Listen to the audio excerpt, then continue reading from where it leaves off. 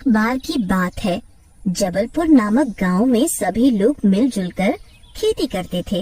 वहीं उसी गांव में एक श्रापित खेत था। उस खेत पर जो कोई भी जाता था वो रातों रात गायब हो जाता।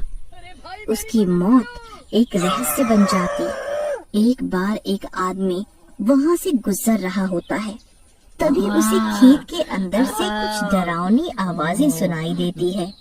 जा रहे हो तुम? कहाँ जाओगे? लौट के वापस यहाँ आओगे? अरे ये कैसी आवाजें हैं? और ये गाना कौन गा रहा है? आसपास तो कोई नजर नहीं आ रहा।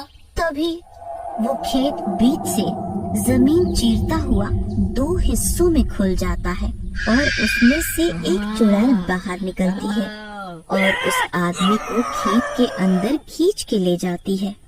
बचाओ बचाओ, ये चुड़ैल मुझे अंदर ले जा रही है, ये मुझे मार डालेगी, कोई तो मुझे बचाओ चुड़ैल से।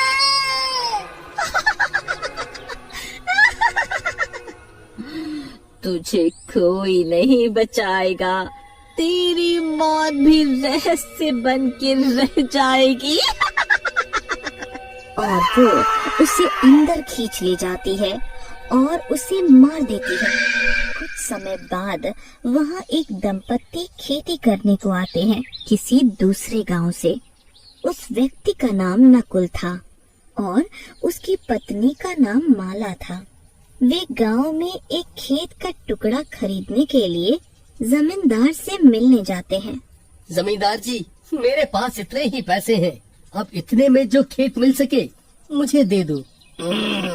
अच्छा सौदा है, कर लेता हूँ। पैसे कम है तो क्या हुआ, वो खेत भी तो फालतू ही पड़ा है, उसे ही बेच देता हूँ।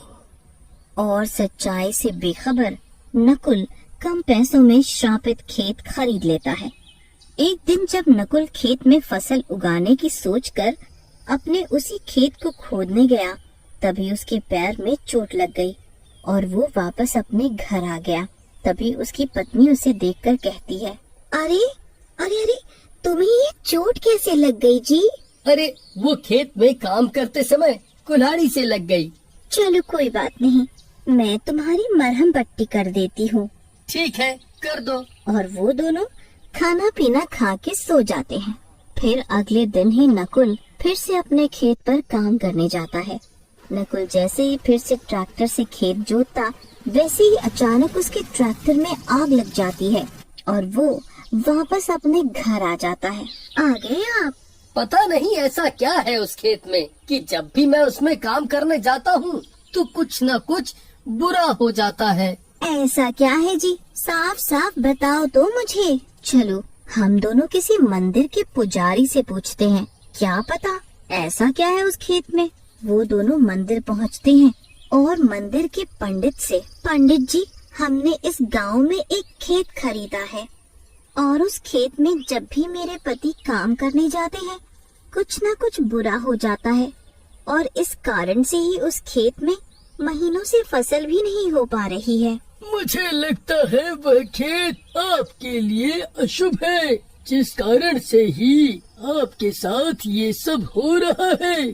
तो आप कुछ बताइए न पंडित जी, इस सब के बारे में बात तो तुम बड़े पुजारी जी से ही करना, वो आपको सब कुछ बता देंगे।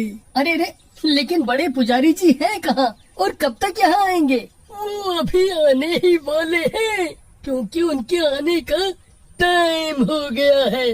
ठीक है।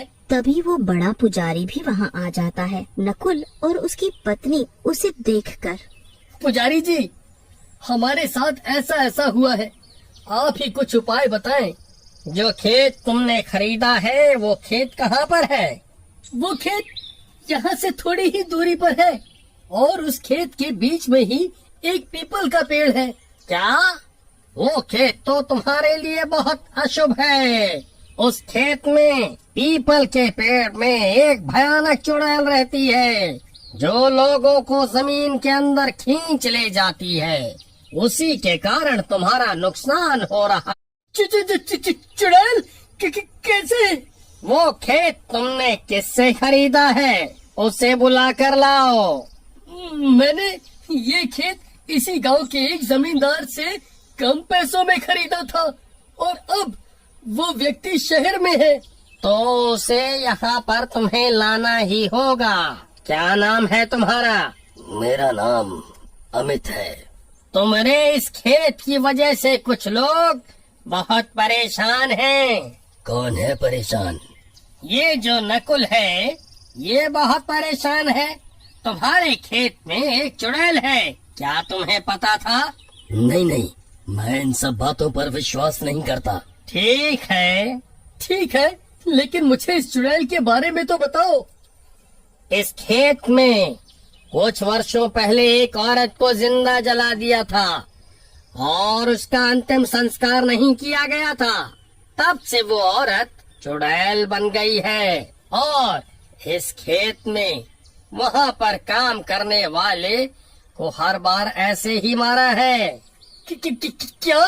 कुछ साल पहले यहाँ पर एक मजदूर अपनी पत्नी के साथ इसी खेत में काम करता था। वे दोनों दिन रात मेहनत करते थे। तभी एक दिन जब वो अपने खेत पर काम करने जाता है तो वो चुड़ैल उसको खेत में नीचे खींच ले जाती है। वो बहुत चिल्लाता है, बचाओ बचाओ, कोई तो मुझे बचाओ, ये चुड़ैल मुझे जमीन के अंदर खींच कर ले जा रही है।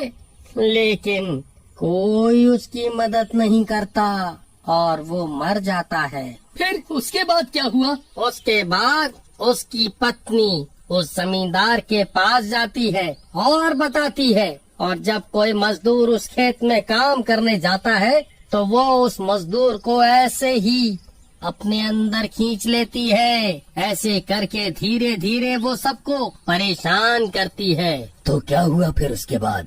फिर एक तांत्रिक को बुलाया गया और उसने उस चुड़ैल को अपने वश में करने के लिए बहुत प्रयास करे। कई बार प्रयास करने के बाद एक बार उसने चुड़ैल को वश में भी कर लिया था। लेकिन जब एक मजदूर ने रास्ते में पड़े मुखौटे को उठा के लाकर उसी पीपल के यहाँ उसी खेत में लगा दिया, उससे फिर से चुड़ैल जागृत हो गई। लेकिन पंडित जी, ऐसा क्या था उस मुखौटे में?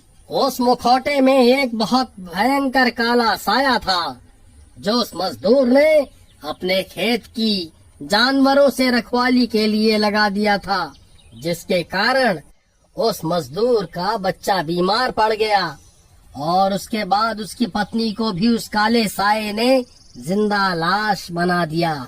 ऐसा करके उस मजदूर को उस चुड़ैल ने बहुत परेशान किया। फिर क्या हुआ उस मजदूर और उसके परिवार का? जब उसके परिवार की ऐसे ही उस काले साये के कारण मौत हो गई, उसके बाद उस जमींदार ने वो खेत तुम्हें कम दामों पर दे दिया। उस जमींदार के लालच की वजह से कई निर्दोष बेगुनाहों को सजा भुगतनी पड़ी। नहीं, तो वो चुड़ैल हमें भी मार डालेगी। नहीं, हमें नहीं मरना है। नहीं, ऐसा नहीं होगा।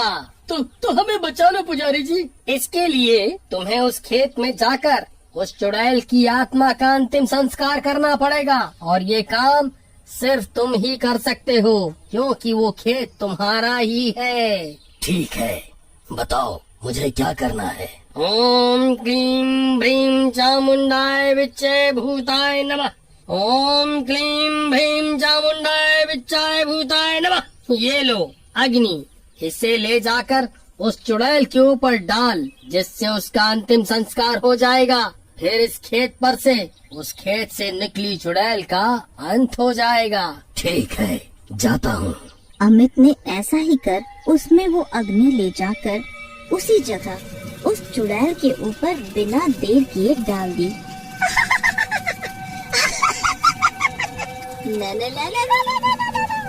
नहीं, मैं ऐसे नहीं मर सकती, मैं तुझे नहीं छोड़ूंगी।